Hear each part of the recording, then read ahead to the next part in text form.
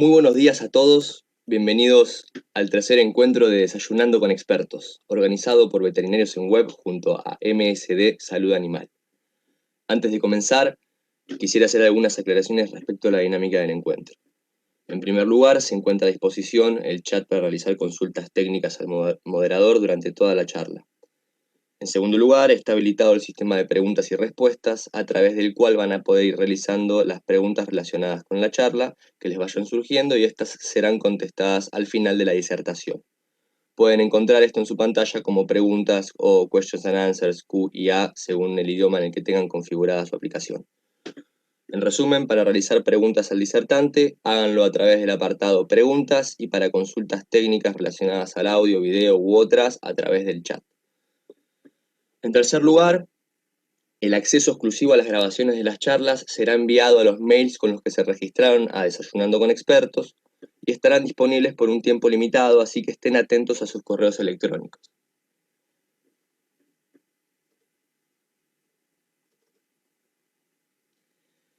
La charla del día de hoy, síndrome cardiorrenal en gatos, fue primero el huevo o la gallina, está a cargo del doctor Diego Esteban Saltiveri.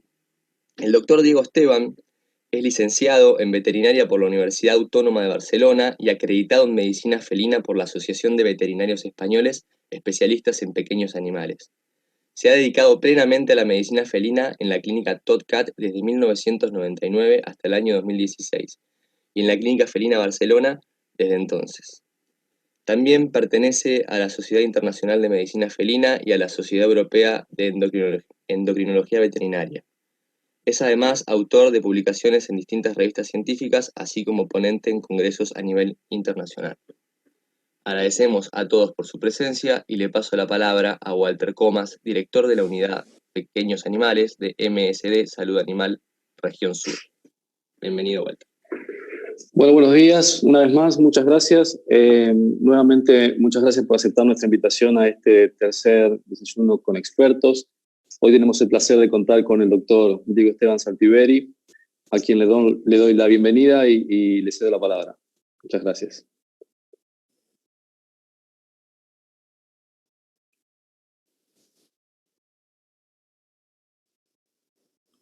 Bueno, hola, ¿qué tal? Buenos días. Es un placer estar con ustedes esta mañana desayunando, en mi caso casi comiendo, almorzando. Agradecer a MSD, Veterinarios en Web, toda la asistencia y el patrocinio para que podamos estar juntos durante esta próxima hora.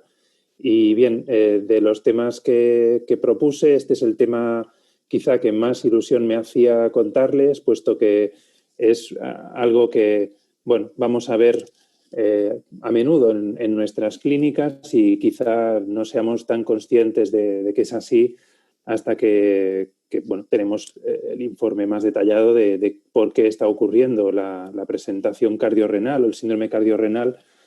Es algo que está muy bien descrito en personas, en medicina humana, y en el perro y en el gato quizá un poco menos, y durante esta próxima hora estaremos bueno, entrando un poco más en detalle.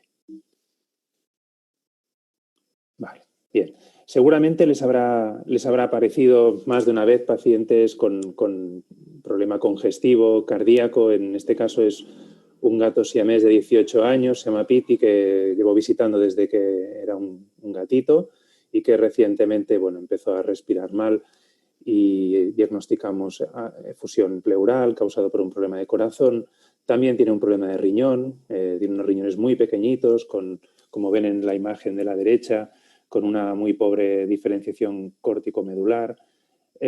Además, podemos medir y saber pues el índice de resistividad en lo que es el riñón y por eso, y otros motivos, medicina veterinaria hablamos más de síndrome cardiovascular renal porque quizá abarque un poco más que lo que es solo el corazón y el riñón y vamos a tener que hablar también de pues presiones arteriales, presión glomerular, una serie de cosas que van a ser un poco más entretenidas a nivel de cuantificar, pero que nos van a dar mucha mejor idea de cómo está el paciente. Este síndrome cardiorrenal felino, y les hablaré un poquito más adelante de esta guía de consenso que está publicada hace unos años y que ven el recorte aquí a mano derecha, está definida por este grupo de expertos como un conjunto de desórdenes del eje cardiovascular renal y que principalmente estamos viendo que incluyen cualquier alteración causada por enfermedades, toxinas, fármacos que afecte tanto a la estructura como a la función de riñones, sistema cardiovascular y pueda, pues esos cambios hacer que el otro sistema se vea afectado, es decir, que lleve a unos cambios donde la interacción entre ambos sistemas se vea alterada y empeoren su función. Este síndrome cardiorrenal viene clasificado en medicina humana y verán que también en medicina veterinaria en 5 tipos, siendo el tipo 1 y el tipo 2 de origen cardíaco y acabando siendo el riñón quien se ve afectado, con lo que aquí sí hablaríamos que son casos cardiorrenales. El tipo 3 y el tipo 4 tienen un origen en una patología renal, pero acaba siendo también causada una cardiopatía, con lo que podríamos llamarles renocardíacos. Y por último está el tipo 5, del cual hablaremos poco en esta hora por un tema de extensión, donde hay otras causas, que ya verán cuáles pueden ser, a título de ejemplo, que acaban causando cardiopatía y nefropatía, y le podríamos denominar pues otros, ¿no? Es muy difícil a veces tipificar dónde empieza un problema cardíaco cuando estamos utilizando diuréticos y bueno, el riñón se va a ver afectado por ello, pero la mayoría de estos casos van a ser gatos con problemas de corazón donde el riñón se va a ver afectado y obviamente va a tener muchas implicaciones en lo que es el manejo de ambas patologías, porque a nadie se le escapa que un paciente renal requiere una muy buena hidratación, sin embargo un paciente cardíaco, sobre todo con una fase de congestión, requiere diuresis o el uso de diuréticos, con lo que a nadie se le escapa que son 2 tratamientos prácticamente opuestos. Este es el artículo al que les hacía referencia antes, es la guía de consenso sobre el problema cardiovascular renal en el perro y el gato, no es exclusivo del gato en este caso. Y lo que van a ver en esta guía de consenso es punto por punto, incluso detallando las votaciones entre los diferentes expertos en cuanto al acuerdo al que llegaron, tanto la clasificación como el manejo, como digamos, el punto de vista de cada uno de los problemas que vayan a encontrar en estos pacientes. No es una guía de consenso que sea de este último año, es desde el 2015, pero bueno, les animo a que la consulten y puedan entrar un poco más en detalle de lo que yo puedo hacer en esta hora. La importancia en medicina humana está más que demostrada, puesto que, como ven, en pacientes hospitalizados, casi la mitad, del 30 al 50%, presentan un síndrome cardiorrenal. Y en cambio en medicina felina, pues sí sabemos que más de la mitad de los gatos con cardiomiopatía hipertrófica tienen azotemia, pero es cierto que es un grupo de pacientes que un tercio o un 25%, como ven en la diapositiva, podrían tener enfermedad renal de forma independiente, ¿no? A nadie se le escapa que los problemas de corazón muchas veces quedan infradiagnosticados en la especie felina, bien sea por falta de recursos del cuidador o propietario o porque no tenemos posibilidad de realizar todas las pruebas necesarias. Pero es obvio que tenemos que pensar un poco más en qué porcentaje de nuestros pacientes van a estar sufriendo un problema cardíaco cuando tienen un problema renal y viceversa. ¿Cuántos de nuestros pacientes cardíacos van a estar sufriendo un problema renal a lo largo del tratamiento que vayamos a recomendarles? Mi primera experiencia con un paciente complejo con un síndrome cardiorrenal fue Baxter. Y Baxter ya traspasó, ya falleció hace un par de años, pero era un gato europeo o común de pelo corto, porque realmente es un gato que nació en Estados Unidos, en Brooklyn, y vino por primera vez cuando tenía 8 años a mi consulta por un control de sus 2 enfermedades ya diagnosticadas en Estados Unidos, que eran la enfermedad renal crónica y una cardiomiopatía hipertrófica obstructiva. En este vídeo de aquí lo que ven es a Baxter hidratándose, y de eso vamos a ir hablando también durante esta hora, porque son pacientes que la hidratación les mantiene en vida. Realmente, si no tienen una muy buena hidratación, como verán, Baxter tiene una enfermedad renal avanzada, es muy difícil que estén estables. Y Baxter bebía de un bebedero de conejos, con lo que nos parecía fantástico que tuviera la oportunidad de beber de la forma que fuera. No es que recomiende utilizar este tipo de bebederos en todos los gatos, pero Baxter lo utilizaba. En cuanto a la historia de Baxter, digamos, se remonta a 6 años antes de que yo le viera. Cuando tenía 2 años ya le diagnosticaron una cardiomiopatía en Estados Unidos. De hecho, fue uno de los popes, una de las eminencias en cardiología veterinaria, el doctor Philip Fox, que le diagnostica la cardiomiopatía en el Animal Medical Center. Una ProBNP, que es uno de los marcadores que vamos a hablar un poquito más adelante, de más de 1500, una barbaridad. Le diagnostican con ecocardiografía una cardiomiopatía hipertrófica obstructiva. También diagnostican que es positivo en la serología Bartonella-Genselae un poco más adelante. Le tratan con doxiciclina y negativiza. Realmente, bueno, era un historial bastante completo porque tenía muchísimas páginas. Además, todas me las trajeron el primer día cuando vinieron a la clínica y fue uno de esos historiales complicados de digerir. 2 años antes de la visita a Barcelona, es decir, si estamos hablando de quizá a los 4 años de tener el soplo, le diagnostica una enfermedad renal crónica. También otra de las eminencias, en este caso en nefrología, la doctora Langston, en el mismo centro le diagnostica una enfermedad renal crónica avanzada. Le recomiendan una dieta renal, en este caso de la marca Hills, y utilizar hidratación adicional a la que pueda tomar el gato por vía subcutánea, mediante inyecciones de suero fisiológico, en este caso Ringer lactato, cuando llegan a Barcelona, 100 mililitros día sí, día no. Y cuando me lo traen realmente tampoco está muy estable, acaban de llegar hacía poco del viaje, era verano, y estaba eso, un poco apático, no comía, aunque no tenía ningún otro síntoma, y simplemente teníamos que retomar el trabajo de los compañeros de Estados Unidos. Había tomado benaceprilo como IECA, pero se lo habían retirado porque entendían que no le sentaba bien. Eso fue una apreciación del propietario, no estaba basado en ninguna analítica peor que la anterior, pero bueno, había tomado un IECA. Y hacía unas 6 semanas de eso, de la llegada de Estados Unidos, y quería que siguiéramos el caso. Cuando le examinamos a Baxter, lo que vimos es que presentaba una periodontitis moderada en todas las piezas. El soplo era muy evidente, era un 3/6.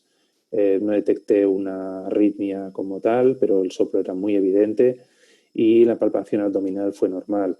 No encontramos que estuviera deshidratado en ese momento. De hecho, recuerden que el propietario le estaba administrando el Ringer lactato a días alternos, y la condición corporal era correcta, estaba en su peso óptimo, mientras que la condición muscular también se encontraba normal. Y eso lo quiero remarcar en este punto porque realmente es muy importante que tengan no solo anotado el peso, que eso sabemos que se queda corto en lo que es apreciar el estado nutricional del paciente, sino que tengan en sus expedientes de los pacientes la condición corporal, pero también la condición muscular.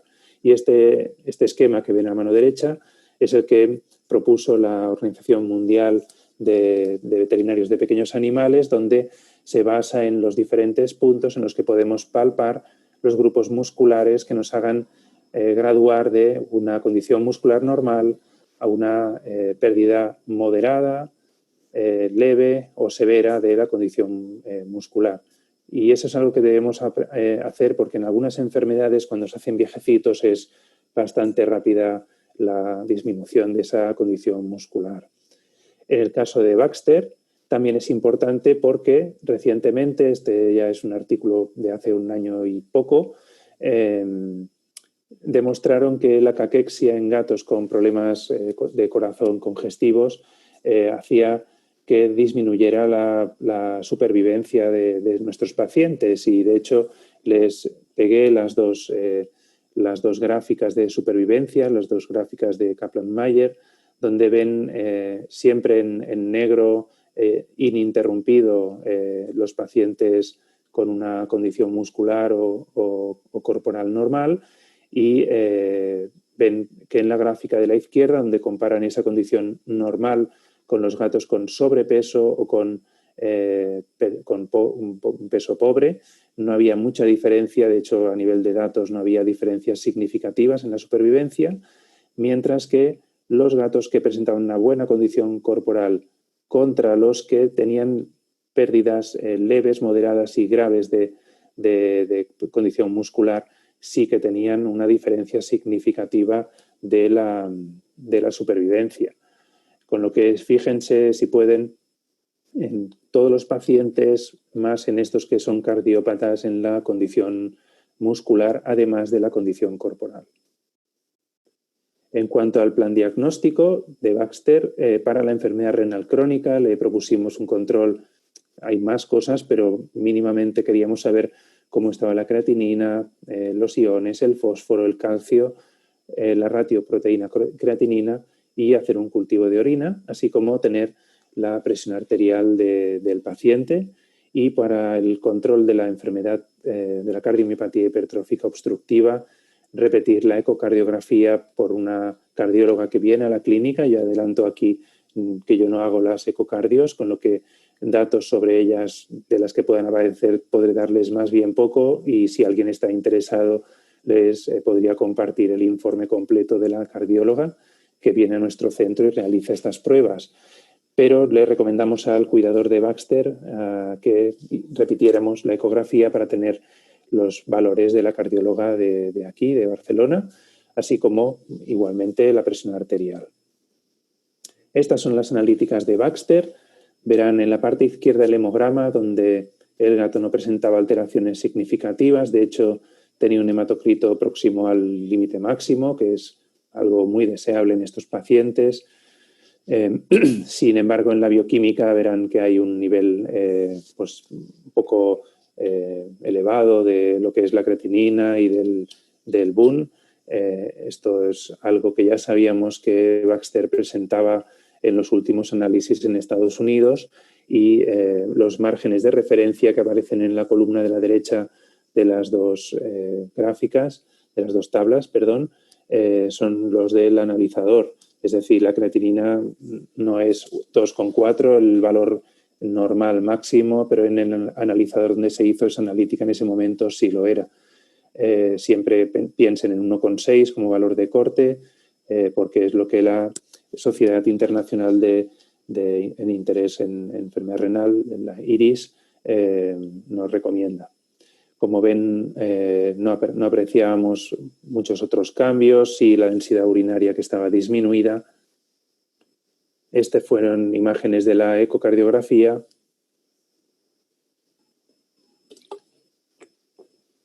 Como ven, los que entiendan, hay un engrosamiento, una hipertrofia de lo que es la pared, tanto libre como la pared del ventrículo, el septo, perdón, importante. No hay dilatación de la aurícula izquierda, quizá la ven en el corte transversal de la derecha, pero como les digo, no soy cardiólogo, no entraré en detalle, pero el diagnóstico seguía siendo de cardiomiopatía hipertrófica obstructiva, en este caso sin dilatación de la aurícula izquierda. Cuanto a la enfermedad renal, la ratio proteína-creatinina fue de 0,19. Recuerden que hasta 0,2 es normal, de 0,2 a 0,4 es en la zona gris, más de 0,4 sería un valor alterado de paciente con proteinuria. Y la presión arterial sistólica en este caso fue tomada con Doppler en la extremidad anterior izquierda con un banquito de 3 centímetros y también les recomiendo que siempre hagan la anotación del valor del número de banquito que utilizan, del lugar donde toman la presión para que lo puedan comparar las siguientes veces y fue de 122, con lo que Baxter estaba en una fase iris 3, normotenso, no proteinúrico. El diagnóstico obviamente ya lo teníamos, pero nuestras dudas son si el paciente presentaba una displasia renal o no, que hubiera causado ese problema de corazón o era al revés, que el problema de corazón acabará deteriorando la función renal. Sin embargo, pues lo que estaremos de acuerdo es que es un claro ejemplo de un síndrome cardiorrenal. El tratamiento a seguir con Baxter, que no es el paciente que ven aquí en esta imagen, que esta es Yuna, ahora les cuento por qué les muestro a Yuna, pero el tratamiento de Baxter fue continuar con la misma dieta renal, no somos muy partidarios de hacer cambios bruscos en ellas, sobre todo en pacientes renales, sobre todo cuando están apáticos. Nos planteamos utilizar estimulantes del apetito porque muchas veces nos ayudan en estos casos con problemas de riñón que no están acabando de comer del todo bien, no se utilizaron en este momento y se siguió con la misma pauta de fluidoterapia subcutánea. No tratamos la enfermedad cardíaca con fármacos. En principio, nos planteamos aumentar el output del corazón de Baxter. Consultamos porque por esa época aparecieron los artículos donde daban pie a pensar que algunos pacientes con este tipo de cardiomiopatía se podían beneficiar del uso de Pimobendan a pesar de ser obstructivas y, de hecho, hice la consulta a los doctores que llevaban el caso en Estados Unidos y me comentaron que por el momento con los datos de nuestra ecografía no era necesario. Le recomendamos hacer controles cada 3-6 meses. Yo soy partidario de poner ese margen de tiempo que no es matemático, pero que nos puede ser útil para que el cliente sepa cuándo es el siguiente momento, pues suelo poner 3 meses cuando no están estables, 6 meses cuando están estables. Y durante 3 años hicimos ese seguimiento, 9 años desde el inicio del cuadro cardíaco y simplemente les dejaba este vídeo aquí al lado de Yuna, que es una paciente que estuvo con un carcinoma nasal un par de años, también con un problema de riñón y Yuna se hidrataba con un artilugio que el propietario diseñó, que es ese cajoncito que ven en la imagen de color azul, donde ahora Yuna cuando salte, al presionar abre la fuente de agua que tiene a su lado. Simplemente es la hidratación, como les decía antes, es súper importante en estos pacientes. Estoy seguro que ahora no en Argentina ni en Sudamérica, pero en verano, cuando hace calor, tienen más pacientes con estos problemas que sufren bastante por hidratarse de forma correcta. La evolución de la creatinina de Baxter fue la que ven en esta gráfica. Es una creatinina que se estabilizó y luego fue ascendiendo y realmente cuando ascendió ya del todo fue coincidiendo con el nacimiento de un bebé en la familia. Es algo que todos sabemos, nos quita bastante atención de lo que son las mascotas. No estoy criticándoles ni mucho menos, simplemente ese cambio a Baxter le fue bastante perjudicial y además pues intervino que llegó la época calurosa y fue un verano donde perdimos a Baxter, pero como les digo, tras 9 años de una evolución de una enfermedad renal grave y una enfermedad cardíaca avanzada. Bien, entramos un poco también en teoría, en detalle, de lo que es la clasificación de los síndromes cardiovasculares renales en humana y veterinaria. Esta es la tabla que luego iremos detallando en las siguientes diapositivas. Y como ven hay 5 tipos, ya les dije antes. En la guía de consenso que les mostré al principio les ponen estas siglas con una H o con una K según si es el corazón o es el riñón quien es el responsable y los subclasifican según es inestable o estable, cuando en humana simplemente les cambian el orden de cardiorrenal por renocardíaco y les ponen agudo o crónico, pero es algo muy parecido. De hecho, en el primer tipo, que es el cardiovascular renal de corazón inestable, se trata de pacientes con un deterioro agudo de la función cardíaca que acaba fallando también el riñón. Sería típico ejemplo un fallo cardíaco agudo, un shock cardiogénico. En el segundo tipo, que sería el estable, cardiorrenal crónico o cardiovascular renal de corazón estable, sería el más frecuente de todos los que están viendo en la tabla, el que seguramente van a encontrarse con más facilidad en la clínica, y son anormalidades crónicas del corazón que llevan a una disfunción renal, con lo que serían esos pacientes con un fallo cardíaco crónico, y le denominamos también nefropatía congestiva porque es lo que va a recibir el riñón por ese problema de corazón.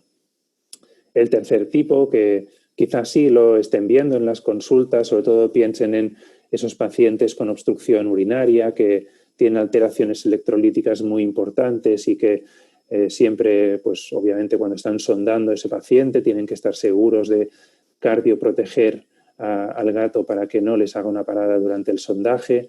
Pero son empeoramientos agudos de la función renal, en este caso del ejemplo que les ponía por una obstrucción uretral, que pueden llevar a una enfermedad cardíaca e incluso a la muerte. También como ejemplos de enfermedad renal aguda, acuérdense que los lirios todas las liliáceas no, pero la mayoría sí, son muy tóxicos para el riñón del gato y podría también ser, por desgracia, un ejemplo de un problema renal agudo que acabará causando un problema cardíaco. El cuarto tipo sería el paciente con enfermedad renal crónica o glomerulopatía crónica que acaba desarrollando un problema cardíaco. Son los del síndrome renocardíaco crónico o los del síndrome cardiovascular renal causado por el riñón estable. Y el último, ya les dije, no vamos a hablar demasiado por tema de extensión de tiempo, sería el que es causado por otras patologías como la diabetes, como la sepsis, y nos va a causar problemas en el riñón y en el corazón. Este sería un buen esquema del ejemplo del tipo 2, donde un corazón normal enferma y este corazón al enfermar va a llevar a cambios neurohormonales, también problemas de output cardíaco e incluso los tratamientos que podamos utilizar nosotros van a llevar a que el riñón que es normal empiece a hacer un esfuerzo extra para compensar lo que está recibiendo, pero con el tiempo se va a ir cronificando este problema y va a dañar la función renal para que al final tengamos una enfermedad renal crónica que, por supuesto, van a afectar también a lo que es la función del corazón. El esquema del síndrome cardiorrenal de tipo 1 sería eso, como les dije, el deterioro agudo de la función cardíaca. Va a disminuir la función sistólica izquierda. Acuérdense, los gatos tienen muy frecuentemente problemas en el corazón izquierdo, reduciendo la perfusión renal, se activará el sistema simpático, también el eje renina-angiotensina-aldosterona, con lo que al final va a haber una congestión renal e incluso ese problema en los riñones va a hacer que respondan peor a los diuréticos, con lo que este problema renal agudo necesitará de dosis mayores de diuréticos que empeorará todo el cuadro. Este sería un ejemplo del tipo 1. El tipo 2, estamos hablando de que el problema de corazón es más crónico, por ello es estable, pero esa reducción de la perfusión renal va a ser persistente, con lo que va a haber una congestión renal crónica, vamos a tener la misma activación simpática y neuroendocrina, pero de forma continua, y se van a liberar una serie de mediadores como la epinefrina, tienen la lista, todo lo que va a hacer que se cronifique ese problema en el riñón y se vaya a deteriorar la función renal.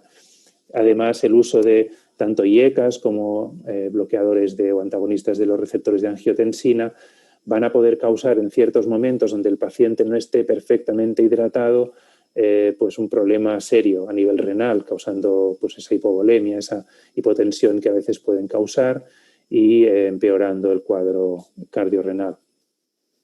El tipo 3 sería algo más inestable y causado por el riñón, un problema como un flujo obstructivo, una sobrecarga de fluidos durante el tratamiento de la enfermedad renal aguda, los desajustes que les comentaba, el potasio, y todo eso va a llevar a un problema de corazón donde verán arritmias, pueden ver pericarditis y un fallo cardíaco agudo.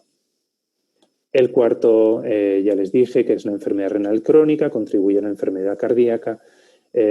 Va a ser ese tramo final que les contaba en el dibujo, en la ilustración, donde el problema renal final va a estar causando incluso un problema de función sistólica en el corazón, esa hipertensión que puede aparecer en los pacientes renales, bueno, una serie de problemas que van a llevar a tener ambos sistemas afectados y que, aunque en este caso, como es estable, van a compartir pues algunos objetivos terapéuticos, es frecuente que estemos utilizando en estos pacientes menos diuréticos de los que podamos por miedo a que el riñón nos empeore más.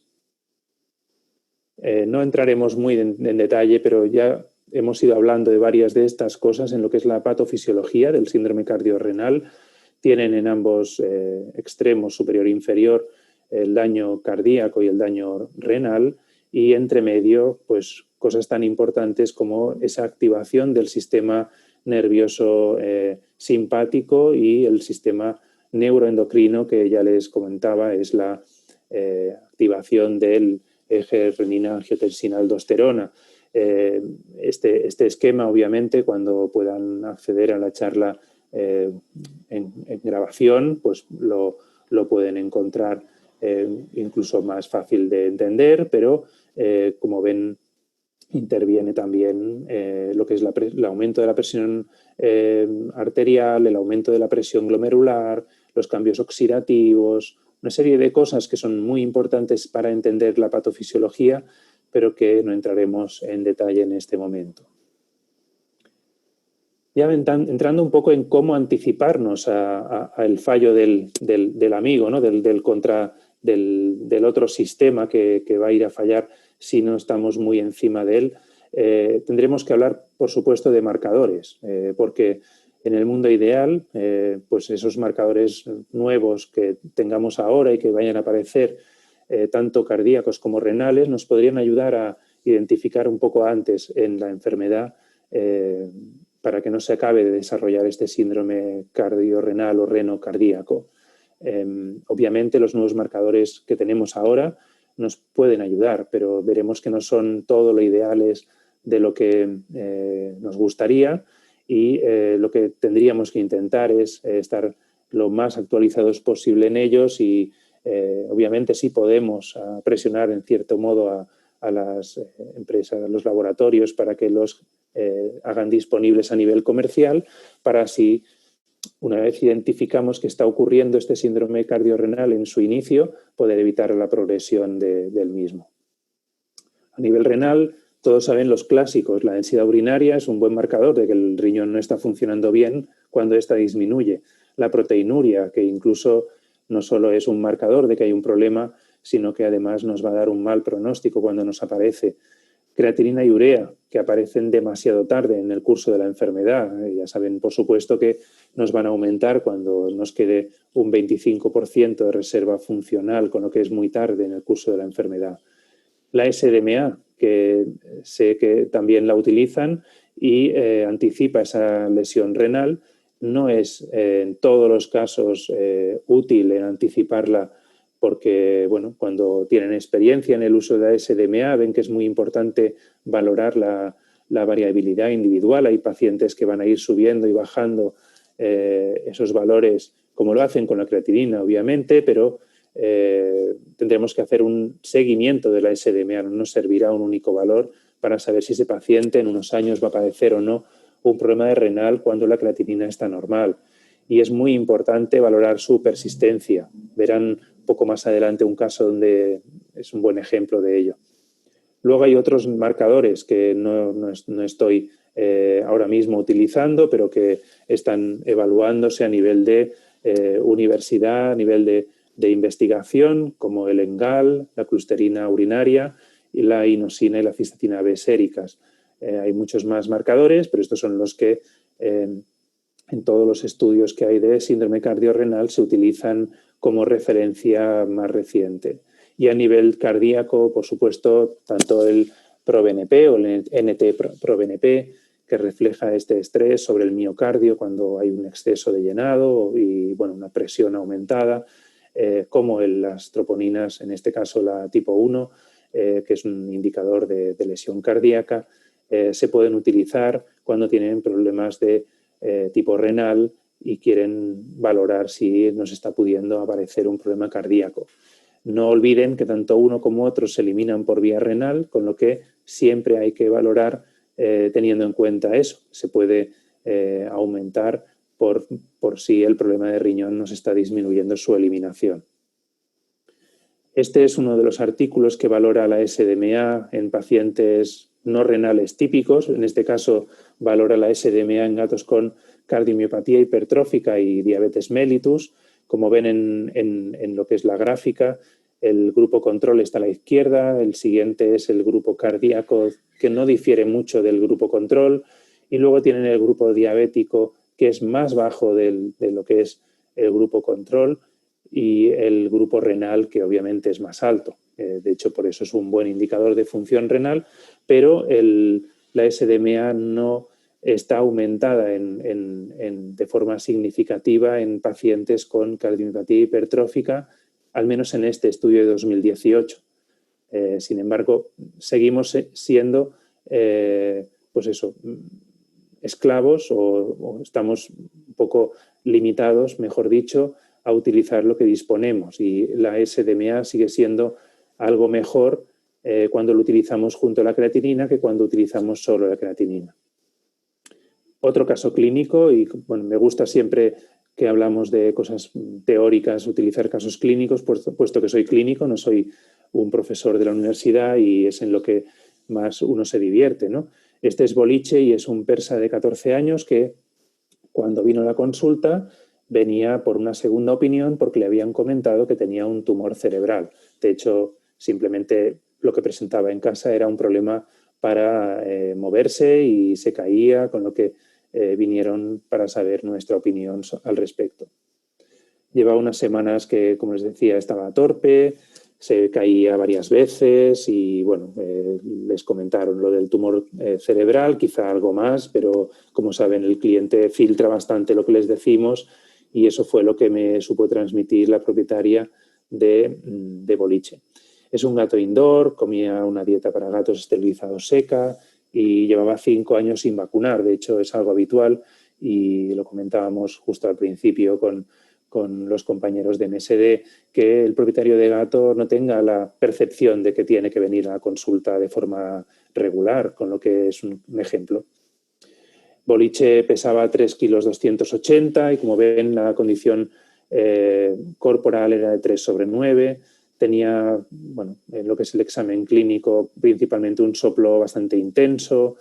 Los riñones los palpé normales y el examen neurológico fue normal, con lo que pasamos a ver cómo se movía Boliche. Esta es en la consulta. Él buscaba un sitio de confort, que es debajo de un taburete que hay en la consulta, pero se movía con mucho sigilo, con mucha... bueno, tenía como miedo. Eso es normal en las consultas, pero fíjense que va muy cerca de la pared. En este momento ya sospechamos que quizá Boliche se había quedado ciego. Le propusimos hacer análisis de sangre, de orina, presión arterial, fondo de ojo, ecografía, y como ven en las analíticas, Boliche presentaba pues, un hematocrito un pelín más bajo de lo normal, unos valores renales aumentados, un potasio disminuido y una densidad urinaria baja. Este fue el examen junto con la hormona tiroidea, clave normal, que tuvimos ese día de Boliche. Este no es Boliche, es otro paciente, pero bueno, tomamos la presión arterial y con el Doppler. El fondo de ojo fue de un desprendimiento de retina bilateral y la ratioproteína creatinina fue en la zona gris, como ven, 0,28. Este es otro paciente y estas son imágenes. Los dos ojos de arriba son del día en el que se presenta este gato y los ojos, los mismos ojos, claro, del mismo gato, 2 semanas después de iniciar un tratamiento contra la hipertensión. Son fotos hechas con el teléfono móvil, con flash, y simplemente que vean lo que cambia con 15 días de tratamiento antihipertensivo, y no voy a entrar mucho más a fondo en todo esto, pero que sepan que muchos de los pacientes con desprendimiento de retina causado por hipertensión, cuando recuperamos la presión arterial, podemos incluso recuperar algo de visión, respuesta de amenaza en un porcentaje de ellos. Esta fue la ecografía abdominal de Boliche y, como ven, los riñones presentaban quistes en ambos casos y son incluso algún nefrolito, son riñones anormales. Esta no es una ecocardio, esta simplemente es poner la sonda en el tórax, pero bueno, es simplemente que ya les contaré el motivo, pero no se aceptó hacer una ecografía cardíaca y simplemente intentamos ver que no haya un trombo en la aurícula, que no haya algo fuera de lo habitual, y luego pedimos que venga la cardióloga.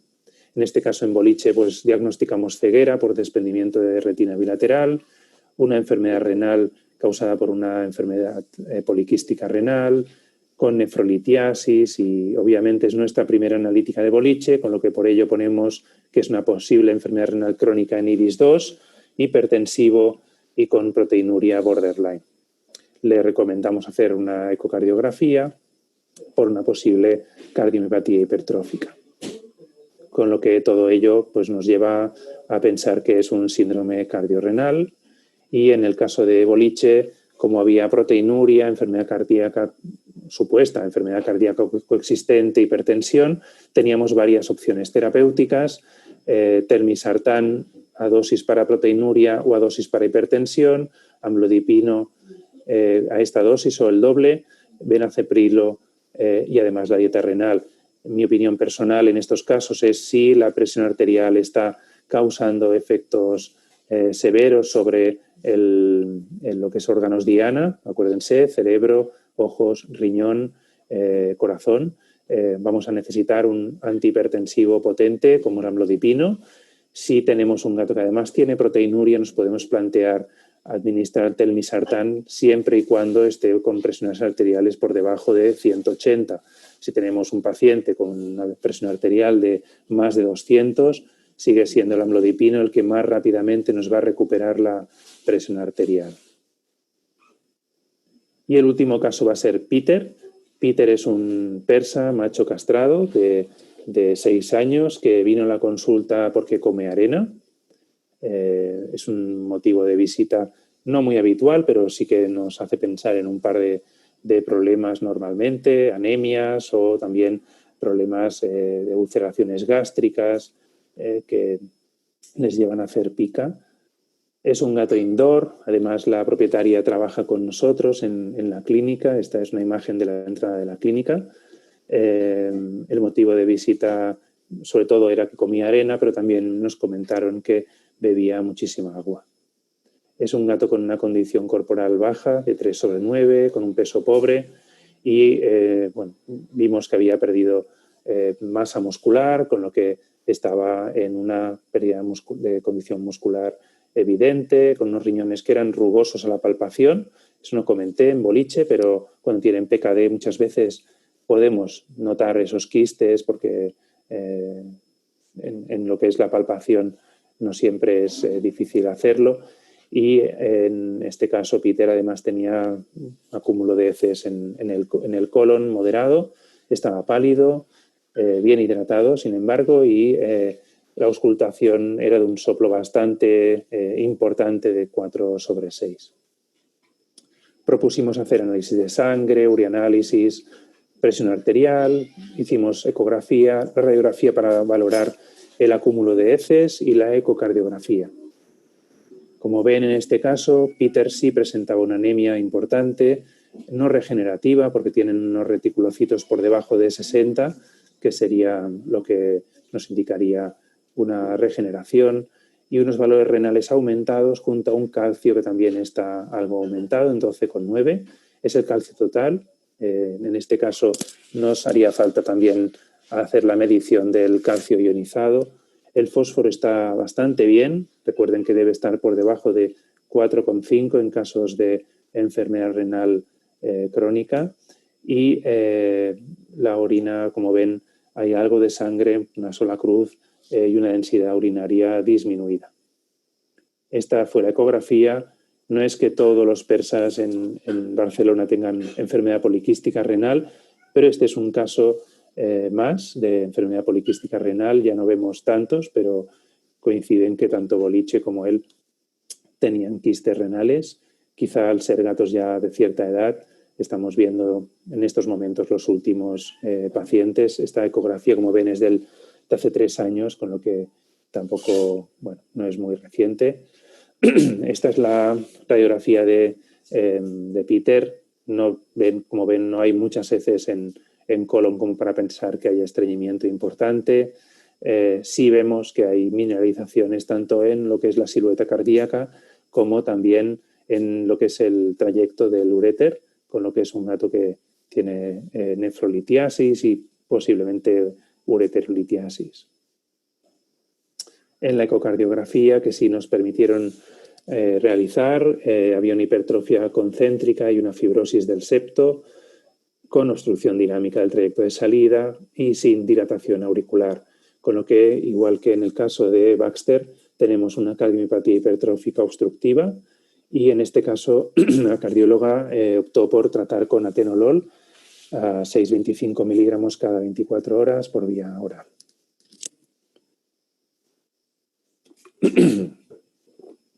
En lo que es la orina, el subestadiaje incluía la medición de la proteinuria y el resultado, como ven, es claramente anormal. Está por encima de 0,4, en este caso es 0,55. La presión arterial fue normal, de 110, con el Doppler en la extremidad anterior izquierda y un manguito de 3 centímetros. Así pues, tenemos una enfermedad renal causada por una PKD, con una nefrolitiasis, una anemia moderada y una enfermedad renal crónica iris 3, no hipertensiva, proteinúrica, y tenemos una enfermedad cardíaca con una cardiomiopatía hipertrófica obstructiva, con lo que tenemos un síndrome cardiorrenal. Esta es la evolución y es a esto que me refería antes sobre la SDMA y hacer un seguimiento.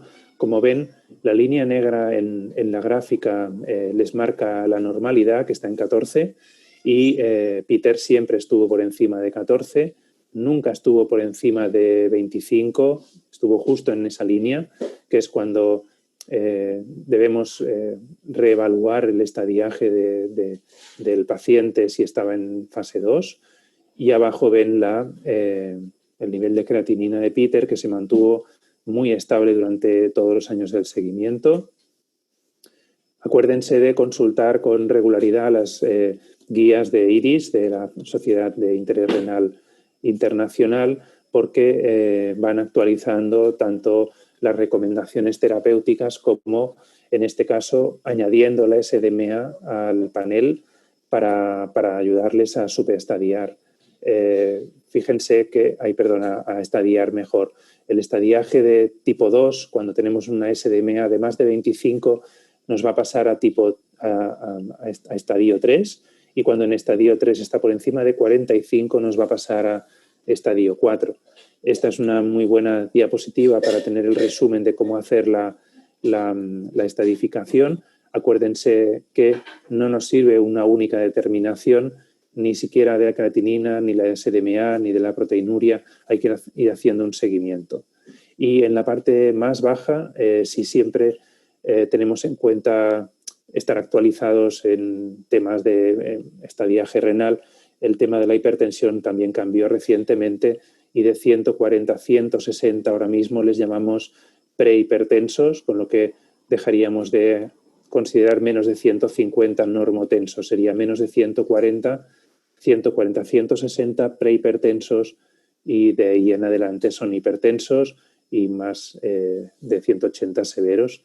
Es lo que les comentaba antes de qué tipo de fármacos podemos usar según en qué momento.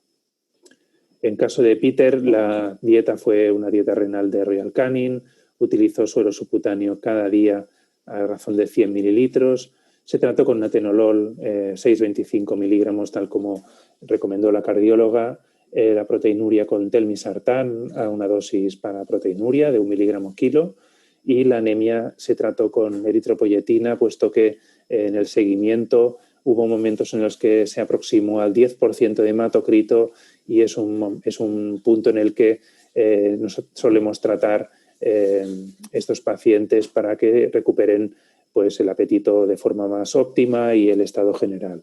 Este paciente, Peter, hicimos un seguimiento durante 2 años y evolucionó más bien poco, hasta que muchos de estos pacientes, por motivos varios, se descompensan. Así como resumen general de lo que es el tratamiento, es importante que cuando tenemos un síndrome cardiorrenal en potencia, los cardiópatas monitorizar todos esos valores que les dijimos, que son marcadores tanto clásicos como más nuevos, como la creatinina, el BUN o la urea, la SDMA, densidad urinaria, ¿por qué no?, y la ratioproteína creatinina. Optimizar siempre el tratamiento de la enfermedad cardíaco congestiva, es decir, podemos necesitar utilizar espironolactona en lugar de furosemida, podemos necesitar considerar el uso de torasemida en lugar de furosemida porque tiene una mayor potencia. Cómo podemos necesitar retirar o cambiar de producto en cuanto al IECA o el ARA que utilicemos para mejorar la perfusión renal. Obviamente no queremos que sean hipertensos, pero tampoco queremos que sean hipotensos, con lo que ni más de 150 ni menos de 100. Tratar la anemia cuando es debajo de 20% con eritropoyetina o darbepoyetina. No tengo una predilección, simplemente como es muy difícil encontrarla en Barcelona y digamos está restringida para uso hospitalario, utilizamos la que nos posibilita en ese momento el acceso a los fármacos.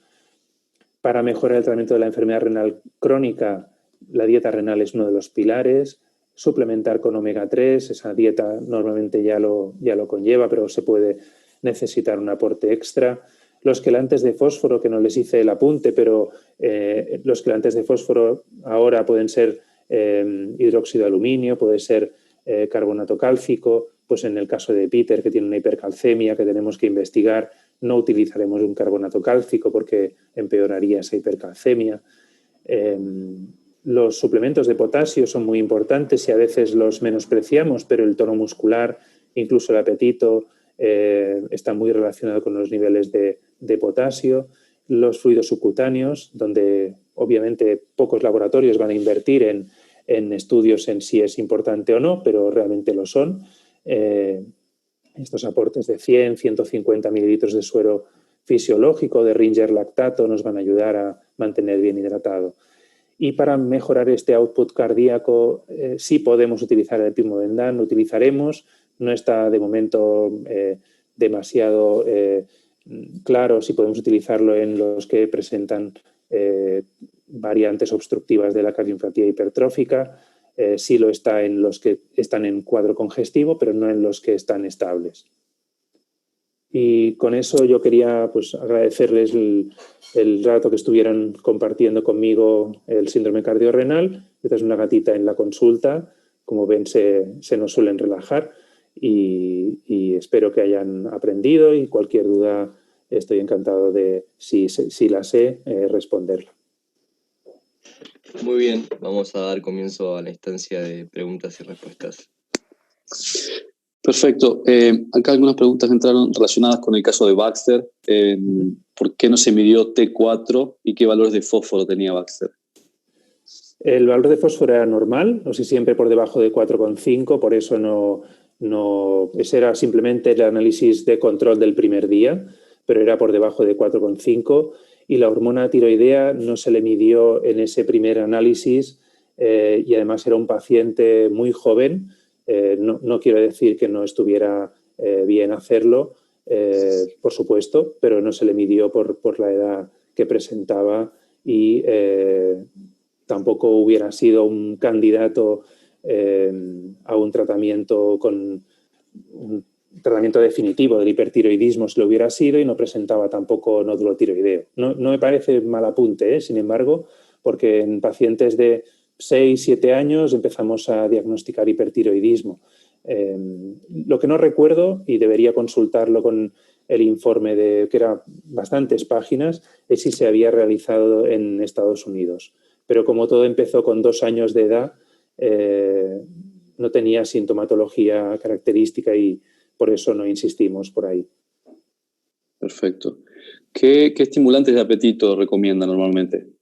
Siempre utilizo la mirtazapina a una dosis de unos 87 miligramos cada 48 horas por vía oral.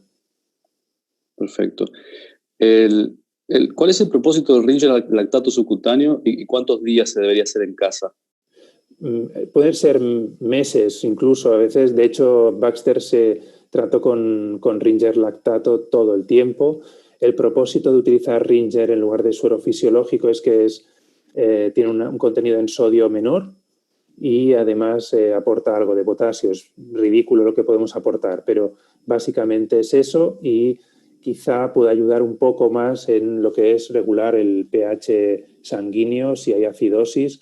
Pero bueno, básicamente es el contenido en sodio y el aporte de potasio. No hay estudios al respecto sobre la fluidoterapia subcutánea, como les decía, pero es el que solemos utilizar. Normalmente cuando el gato se descompensa de la enfermedad renal, pero si es un paciente que lo requiere de uso continuo, el cliente, el propietario lo suele hacer en casa sin problema. Perfecto. ¿Es conveniente a todos los pacientes renales hacerle una ecocardiografía, al igual que los obstruidos? Los pacientes renales crónicos sí presentan alteraciones que nos hacen pensar en que hay un posible síndrome cardiorrenal. Por supuesto, estaría bien. Si hay hipertensión, si hay aumento de los marcadores como el ProBNP, que es el que utilizo normalmente, siempre lo utilizamos. De todos modos, si el paciente renal crónico está estable, no tiene hipertensión, no hay soplo, muchas veces el coste de la ecocardiografía no lo acepta un propietario. Ese es el principal problema. En el mundo ideal, obviamente, sabiendo que muchos de los pacientes renales pueden tener también problemas de corazón, en el mundo ideal lo íbamos a recomendar, pero el coste que tiene en Barcelona, que es de unos 130 euros, en Estados Unidos pueden ser $300, muchas veces no lo acepta el cliente. Simplemente es una limitación de presupuesto en la que nos encontramos. Perfecto. ¿El ProBNP lo mide a través de SNAP? Y si tienes experiencia con SNAP. Sí, lo medimos con SNAP porque el uso principal del ProBNP va a ser el de pacientes que respiran mal y no tienes muy claro si el origen es respiratorio cardíaco, pero luego en estos gatos que tenemos sospecha de un problema cardíaco y queremos incluso convencer al propietario que necesitamos hacer un estudio cardiológico, lo utilizamos en SNAP. Luego cuantificarlo, quizá en nuestro caso no es lo que solemos usar más. O sea, así como con la lipasa pancreática podemos utilizar el SNAP, pero muchas veces queremos cuantificarla para hacer un seguimiento. En el caso del ProBNP, solo cuando hay algún interés muy particular en ver si está mejorando el paciente. Normalmente utilizamos el SNAP y luego ya recomendamos el estudio ecocardiográfico. Perfecto. ¿Cómo se decide entre una dieta cardíaca o renal en las distintas graduaciones, digamos? Dietas cardíacas como tal para gato no existen, pero lo que es la dieta renal tiene algunos componentes que pueden contribuir a la pérdida de masa muscular. Es realmente una buena pregunta porque del mismo modo que en gatos con hipertiroidismo se ha visto que bajar la proteína es un gran problema porque pierden masa muscular mucho más rápido. En estos pacientes cardíacos, solo en el caso que tuvieran una condición muscular óptima, la dieta renal, si el paciente está por encima de 2 de creatinina, vamos a necesitarla.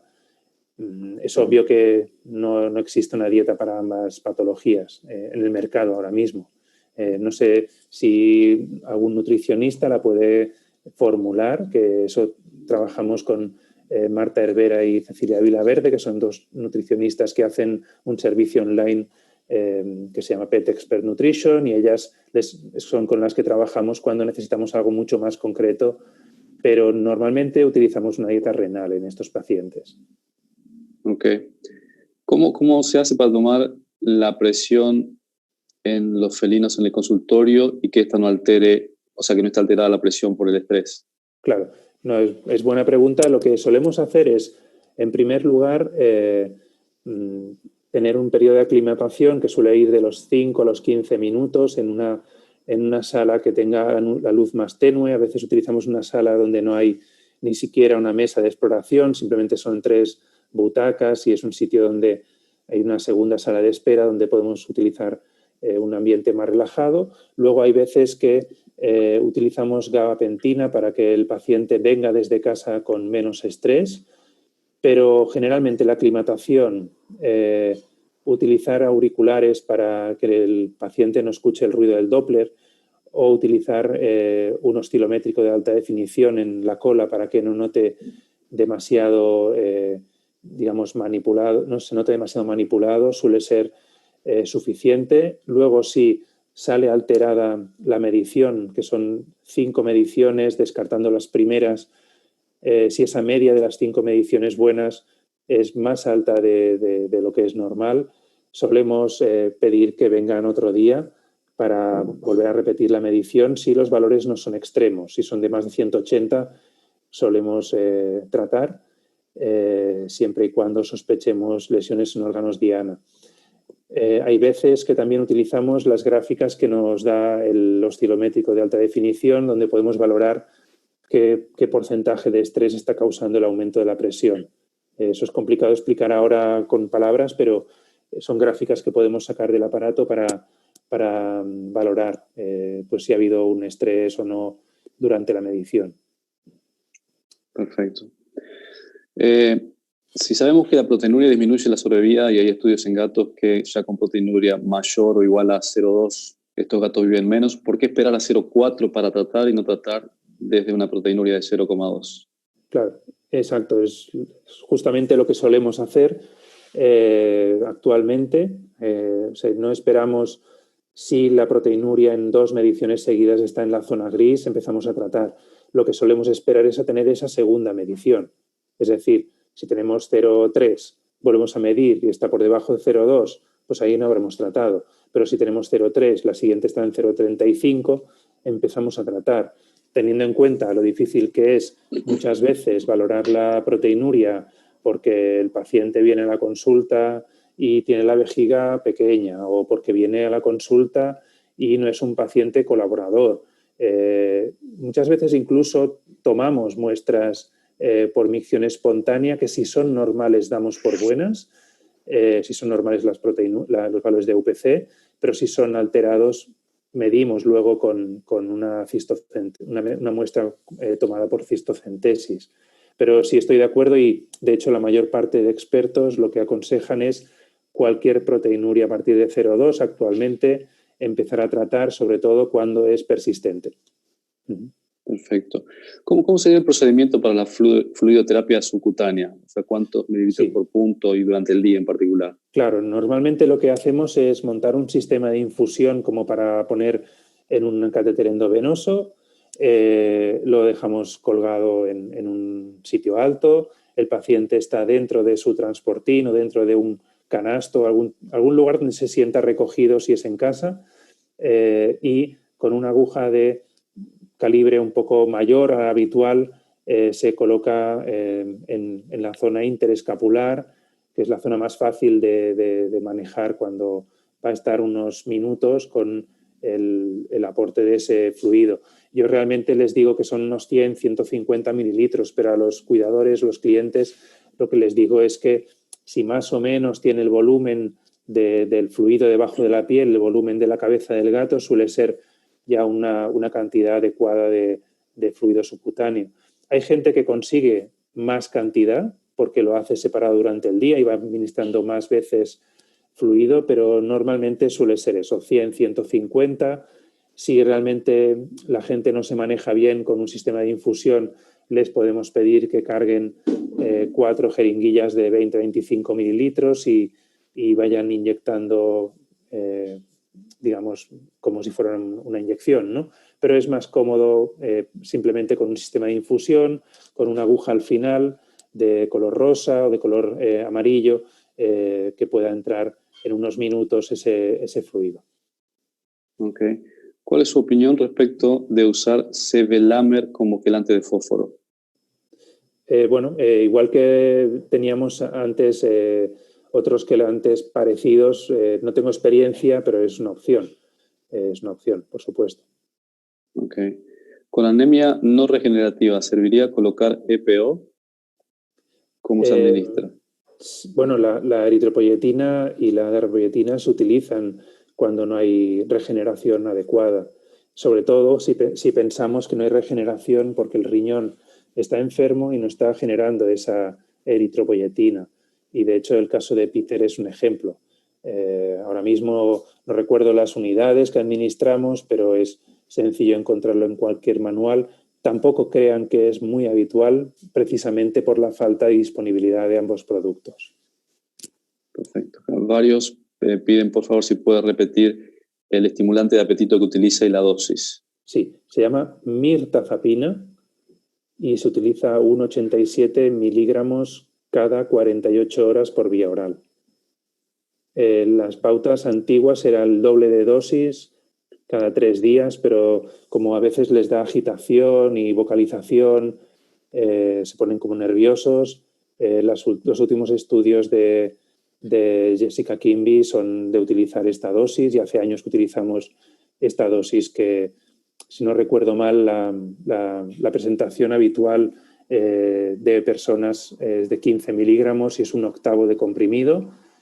Aquí se llamaba Rexer, pero no sé si hay otros. Nosotros realmente lo que hacemos es pedirle a una farmacia que nos formule comprimidos de 1,87 miligramos y así el propietario directamente da ese comprimido y lleva un saborizante creo que es de ternera o de pollo, no recuerdo, y el gato lo toma bien. Ok. En cardiomiopatía hipertrófica, ¿cuál es el objetivo terapéutico del atenolol? Bueno, disminuir la frecuencia cardíaca principalmente. Muchas veces la cardióloga nos pide que reevaluemos la intensidad o la presencia del soplo al cabo de un par de semanas porque empezamos con una dosis conservadora y luego podemos subir al doble. También al disminuir la frecuencia cardíaca mejoras lo que es el trabajo del corazón. Básicamente es eso, como les dije, no soy cardiólogo y de hecho lo delego todo en esta compañera, pero el principal motivo es ese, es que el corazón no esté trabajando a un ritmo tan alto y muchas veces esos soplos desaparecen por el fenómeno de SAM al relajar esa frecuencia y aunque los estudios que hay de supervivencia en gatos con enfermedad cardíaca no están demostrando que el uso de atenolol o del diltiazem sea tan dramático en cuanto a mejorar o empeorar uno u otro la supervivencia, se utiliza por ello. También hay una segunda utilización, pero que se reservaba hace tiempo a los gatos con hipertiroidismo y problemas de corazón, que es disminuir la presión arterial, pero ahora casi nunca utilizamos atenolol para disminuir la presión arterial. Perfecto. El hidróxido de aluminio, ¿qué tan efectivo es en gatos y cuándo decides cuál usar? Bueno, ¿cuándo decides utilizar Renvela, puede ser, u otro producto? Bueno, lo que básicamente les quería transmitir es que hay diferentes quelantes de fósforo. Realmente casi todos cumplen con su objetivo y los valores de fósforo van a variar según la fase de la enfermedad renal en la que esté el paciente. Pero lo que no va a variar demasiado es lo fácil que va a tomar el quelante de fósforo el paciente. Es decir, hay gatos que son más de un quelante que de otro. Hay gatos que les entran arcadas o vomitan directamente cuando toman un quelante que no les gusta, van a dejar de comer.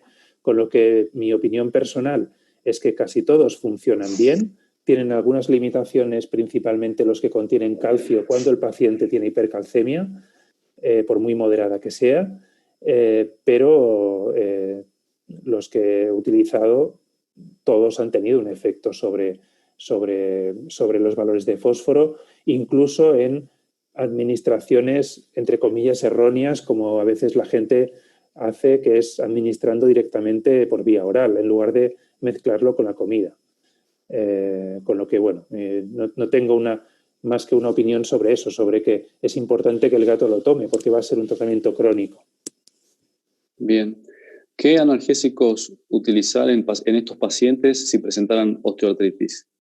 Normalmente gabapentina o buprenorfina. Y una relacionada también, ¿qué dosis de gabapentina para bajar la ansiedad? Normalmente les damos 50 miligramos por gato.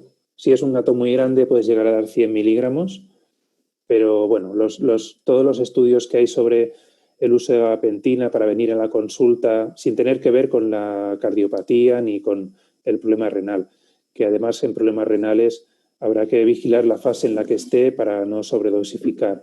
Pero 50 miligramos por gato es bastante habitual. Si es un gato muy pequeño en tamaño y en peso y encima tiene un problema de riñón, podemos utilizar 25 miligramos. Acuérdense, es muy útil utilizar la dosis de la noche anterior y luego el mismo día de la consulta se administra una segunda dosis 1 o 2 horas antes de la visita. Bien. ¿Qué tan frecuente es la presencia de hipertiroidismo en este síndrome cardiorrenal en gatos de 6 años? ¿Debería ser parte de la batería de exámenes para partir T4 y TSH?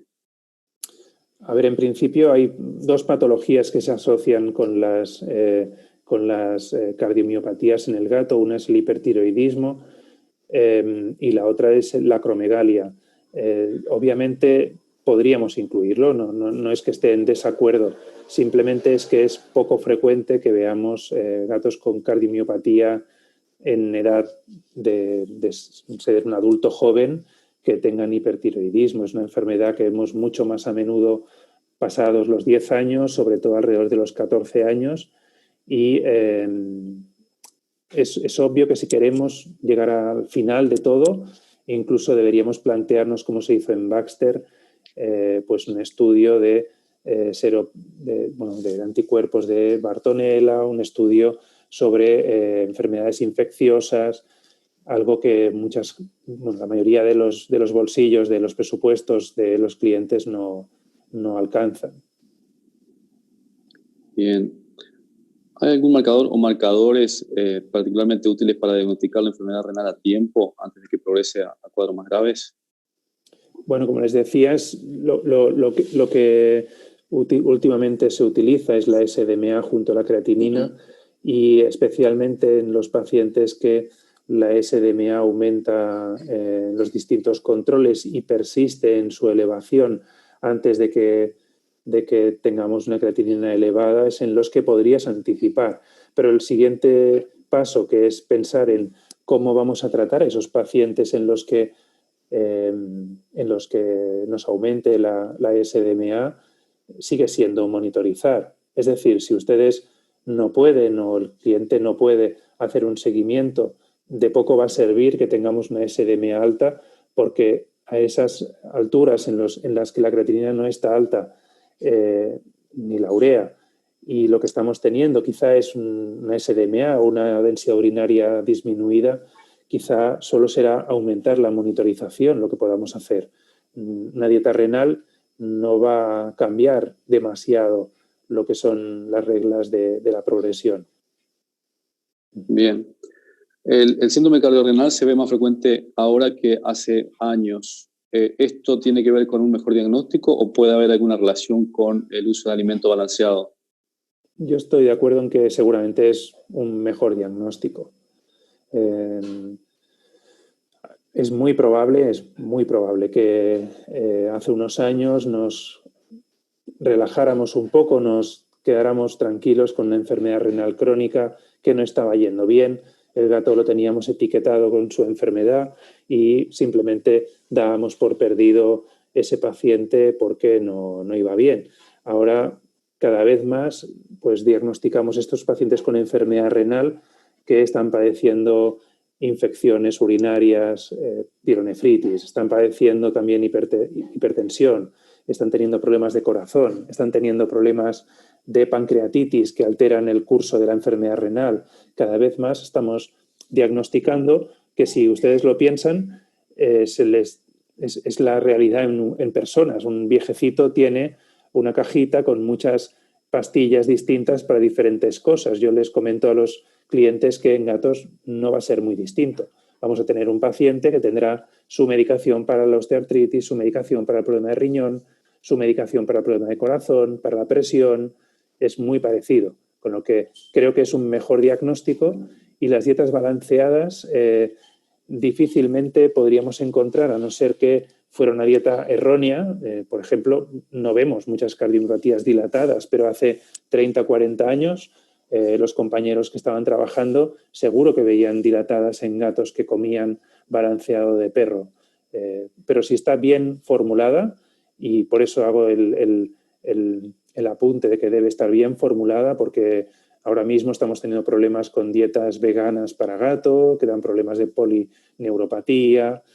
Bueno, hay dietas balanceadas que no están bien, pero en las que están bien no creo que podamos tener una relación con estas enfermedades que estamos viendo. ¿Se está viendo un incremento del uso de este tipo de dietas en gatos actualmente? ¿Dietas veganas, por ejemplo? Bueno, hay un colectivo de personas que sí, como ellos lo son, lo quieren aplicar al gato, y si, al menos aquí en Barcelona, sí, no todo el mundo, no estoy diciendo que la mayor parte de gente vegana, vegetariana, es capaz incluso de cocinar carne para su gato si es necesario. La gran mayoría de gente lo hace porque entienden que es un carnívoro estricto y que no puede tomar simplemente proteína y ya está. Tiene que ser, hay muchos aportes de la carne que necesitan estar presentes, y si es una dieta vegana que estuviera bien formulada, porque hay dietas que no son etiquetadas como veganas, pero que casi lo son, porque llevan como proteína la soja, por ejemplo, pero si están mal formuladas porque les faltan taurina, les falta algunas vitaminas del grupo B, pues vemos problemas, sí. No es muy habitual, pero vemos. Ok. ¿Pueden utilizarse tiazidas en conjunto con otro antihipertensivo? A ver, en principio no lo utilizamos, a no ser que sea algo muy puntual y con una hipertensión muy severa, porque de lo que no hablamos por tema de extensión es que la mayor parte de hipertensos van a necesitar unos días para regular esa presión arterial independientemente del tratamiento antihipertensivo. Pero sí que hay veces que necesitamos un producto que sea más rápido, porque la presión esté disparadísima. Hemos visto pacientes que llegaban a 300 de sistólica, y obviamente no vas a esperar 24 horas, que es lo que quizá tarde un amlodipino, o una semana, que es lo que va a tardar un telmisartán, pero no es lo más habitual. Perfecto. Acá varios mencionan que siempre nos asustaron con el uso del Ringier lactato subcutáneo. ¿No han tenido problemas de irritaciones por la administración frecuente? No. La verdad es que no. Ok. Bueno, y esa sería la última pregunta. Quiero agradecerle muchísimo por su disertación, ha sido realmente excelente. Evidentemente los colegas han mostrado gran interés por el tema. Así que ha sido un placer contar con su presencia. Esperamos contarlo nuevamente en el futuro para seguir trabajando en acercar conocimientos a los colegas sobre un tema tan creciente como es el gato como paciente en la clínica habitual. Así que bueno, muchísimas gracias. A ustedes. Gracias. Y muchísimas gracias a los colegas que participaron de estos 3 días de Desayunos con Expertos. Esperamos que hayan aprendido cosas nuevas de utilidad. Estamos seguros que estos temas son cada vez más relevantes, así que nuevamente muchas gracias por la atención y será hasta la próxima. Gracias, cuídense. Bueno, muchas gracias, Diego. En nombre de MSD, Salud Animal y Veterinarios en Web, agradecemos a todos por habernos acompañado estos últimos 3 días en Desayunando con Expertos. quiero extender un agradecimiento a Walter Comas y a Gabriel Daunine de MSD Salud Animal por su trabajo codo a codo con Veterinarios en Web para que esto sea posible. Por supuesto, también un muy especial agradecimiento a los disertantes de este ciclo, a la doctora Chiara Noli, a la doctora Dolores Pérez Alenza y por supuesto al doctor Diego Esteban Riveri. Muchísimas gracias por compartir con nosotros su experiencia y sus conocimientos. Estas charlas fueron muy enriquecedoras.